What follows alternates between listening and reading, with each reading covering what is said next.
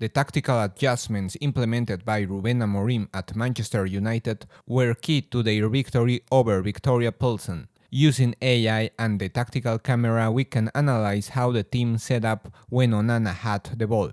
United utilized 4 heights, with the key players positioned in the second and third scales within the central channels. The opponent positioned 3 players in Zone A to block passing options to De Ligt and Casemiro. However, when De Ligt adjusted his position, he created a passing line for Casemiro. One of the opponent's midfielders pressed Casemiro, while a centre-back stepped up to cover Amad Diallo, aiming to neutralize the players in the third scale. This sequence opened a passing line and space for Zirkzee, who was marked by only one defender. Exploiting this advantage, Zirkzee moved away from his marker and made a run into the box. The opponent challenged Onana and the centre-backs by marking the players from the second and third scales with 6 players, while their wing-backs covered Dalot and Malacia. This forced Onana to play long balls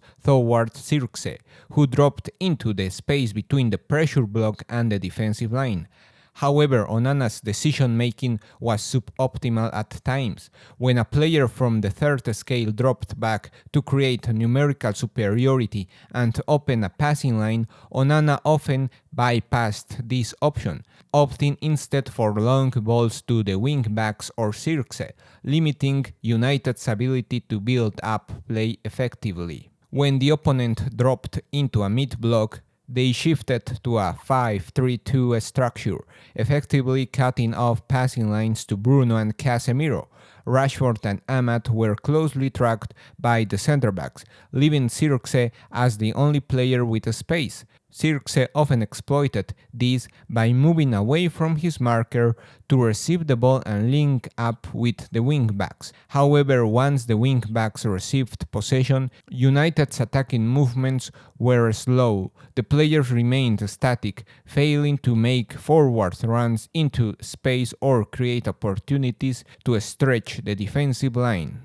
We observed a similar pattern on the right side, where Amad dropped back to create a passing line and connected with Dalot. However, there was a lack of intelligent movement to exploit the space or draw defenders out of position. The players remained static, which blocked the progression of play and limited attacking opportunities. Another way United found to progress was with the wing-backs moving inside, as their teammates created a space in the central channels. The wing-backs would link up with Zirkzee, who held the ball well with his back to goal and patiently awaited the runs of Amad, who received the ball in space, but he often found himself isolated, facing 2 or 3 opponents with no support, limiting his options. Manchester United demonstrated a strong ability to break through the pressure block, using many movements as players from the fourth and third scale exchanged positions to create passing lines. However, their struggles appeared near the opponent's box,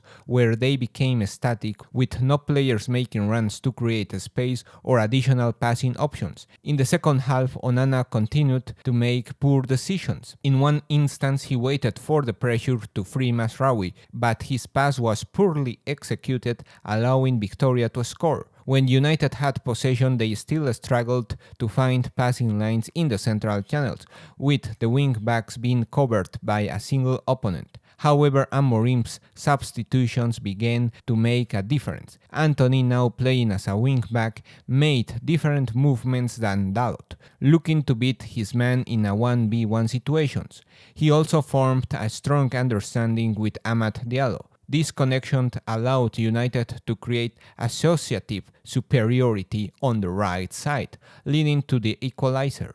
This superiority enabled United to overcome the numerical inferiority on the sides, and this setup allowed Højlund to receive key passes. Another crucial substitution was Mason Mount, who started the play on the left after playing the ball backward. He continued his run to exploit space, offering the possessor 2 options.